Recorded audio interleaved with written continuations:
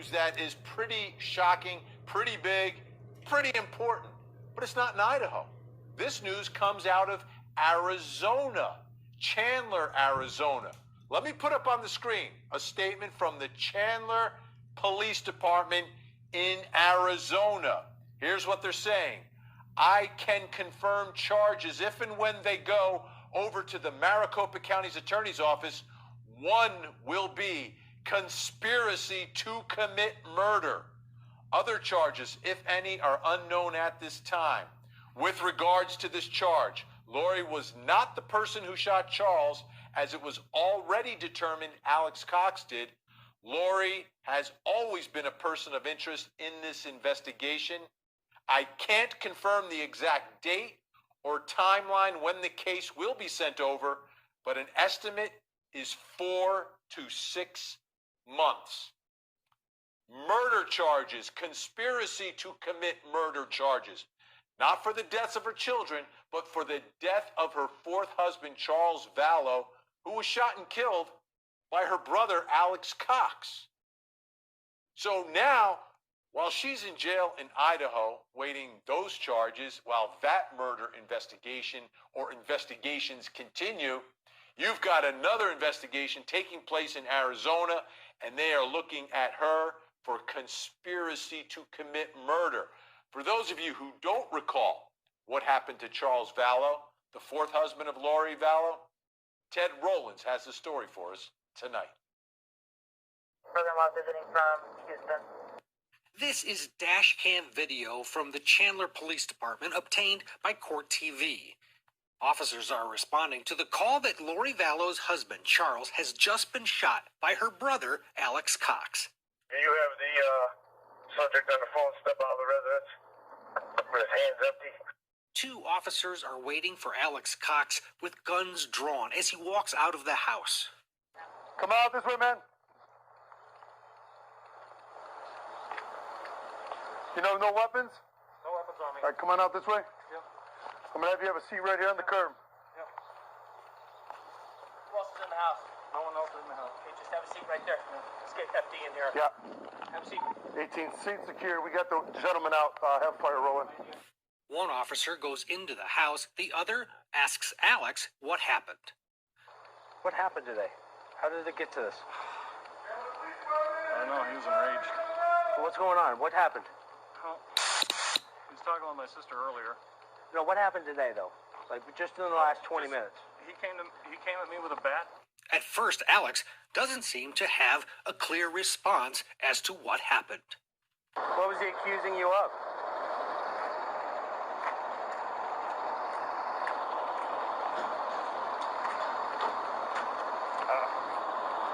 He was just yelling at me. I just went back to the living room, like, what is your problem? With the gun in your Yes. And I said, I want you to put that bat down. And he wouldn't do it. And he's like, and he came at me with the bat again after he'd already hit me in the head. So I shot him to stop him.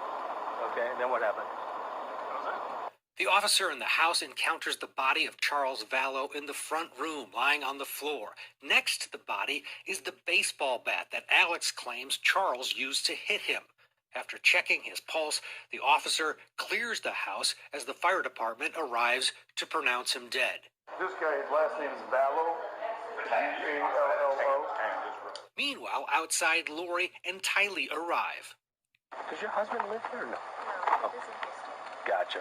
We just moved in here. Gotcha. How long have you guys lived here? I'm sorry? How long have you lived here? Like 3 weeks. Oh, geez. Yeah, okay. That's why the neighbors don't know us very well. Gotcha. Like, hi neighbor, sorry. Are you working at all? No. Okay. And you're still about 5'6", 120? The officer then gets some personal information from Tylee. Blonde, too. You guys, I'm going to list you as a blonde young lady here. And then blue eyes? Yeah. You have very blue eyes. That's not under debate. The officer finally goes to debrief detectives that have just arrived on scene. Wife, husband got into a verbal argument. Brother steps in and says, just get out. At some point, the niece grabs the bat. He's poking her dad. Dad takes the bat away. They decide to leave. Everyone leaves. There's a son, too, a younger son. Her son, he's not here either. So, wife who lives here, her daughter, her son, they all leave. her brother staying here, visiting, and the husband. They get into it. He's like, he says they got into an argument. Husband hit him in the head with a bat. Brother says, that goes to his room, grabs his gun, his own gun, goes back out, doesn't stay in the room, doesn't lock the door, doesn't call husband, goes back out, confronts him, says, drop the bat. Guy doesn't drop the bat. He says he shoots him. Goes back into his room, puts his gun away, grabs his phone, cleans his head up, calls 911. You know, the one thing that jumps out at you in this video is Tylee. Think about it. She's a witness. She is a witness to all of this. And she is now gone. She's dead too. Dismembered and burnt in Chad Daybell's backyard. Let me bring in Court TV anchors Ted Rollins and Julie Grant with me tonight. Ted, let me start with you. Conspiracy to commit murder. And the number one witness in this case would have been Tylee Ryan. Yeah, and the person that committed the murder is also gone. Both of them are gone. But Chandler police did, in that statement they released today, they said that they are combing over thousands of pieces of evidence, and electronic evidence. To me, it sounds like first of all, they have time on their side, right? She's incarcerated. They want to get their ducks in a row. But, boy, it sure doesn't look good for Lori Vallow. They are onto her. They even mentioned it from the moment they met her. They were onto her. This thing stunk from the very beginning.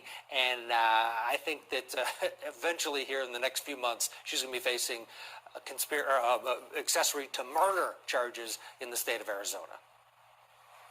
All right, Julie Grant, you're the professor, you're the evidence specialist, okay?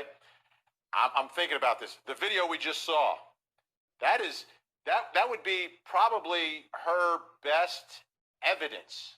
Does she get to use it, you think? Do you think a jury, if in fact there was a conspiracy to commit murder charge here, would get to see this video with Alex Cox talking about his so-called self-defense story?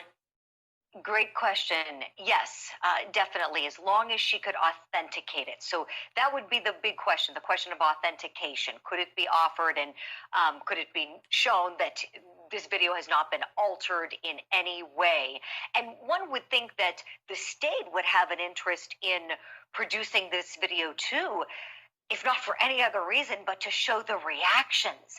I mean, her reaction when I was watching this, I don't know about you, Vinny and Ted, but what I kept thinking about was that testimony we heard during Chad Daybell's prelim, in the way of the body camera footage where we heard the recording when the officers went to her home in November to do that welfare check, and she calls her brother Alex her protector. Her protector. I mean, you see, she's laughing, she's giggling with police when her husband, remember, they weren't divorced. Charles Vallow was still her husband at this point. He's just been shot to death by her brother. And the reaction, I mean, this is so sinister. So yes, I do think that this could be something that is introduced. Of course, it would have to be turned over in discovery. As in any case, the state would have to turn over anything that could potentially exculpate her, vindicate her, if you will. No matter what the evidence is, they've got to show their hand if you're the prosecution. So I do think we would see that video. All right, let's take a listen to Alex Cox. For those of you who have not heard this, remember, he has just shot and killed another human being. He has just shot and killed his brother-in-law, the husband of his sister, Lori. Listen to Alex Cox. And what is the emergency? I shot my brother-in-law. Okay, what part of his body is injured? In the chest. I'm sorry, where? In the chest. Okay, is he awake and responsive or unconscious? Unconscious. Okay, is he breathing? I can't tell. Are you willing to go over to him and check? Sure. Okay, do you just let me know if you see his chest going up and down? How old is he? It's not moving. He's 60. Okay, and are you wanting to start CPR? No, I don't know how to do that. I can walk you through it. Okay.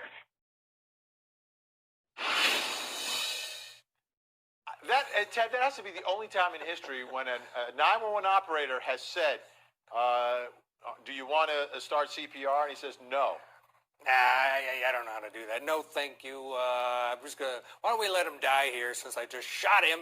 Yeah, he's so calm and cool and disinterested in this dead person, dying person, in just feet away from him. And if you keep playing that, he actually does go over there and supposedly do CPR, but I guarantee you he's pretending to do it for the 911 operator. It's crazy. This whole thing, you listen to Larry and Kay Woodcock. Kay Woodcock is the sister of Alex Cox. They know from the very beginning this was a setup. That Charles Vallow walks into that house and he gets shot by Alex Cox. The Woodcocks are convinced of it. I am too. Yeah. The defense here was self-defense, Julie Grant, and he said he got hit in the back of the head, had a little scratch. He got hit with the bat. Charles Vallow was a college baseball player. He was still a big, strong man.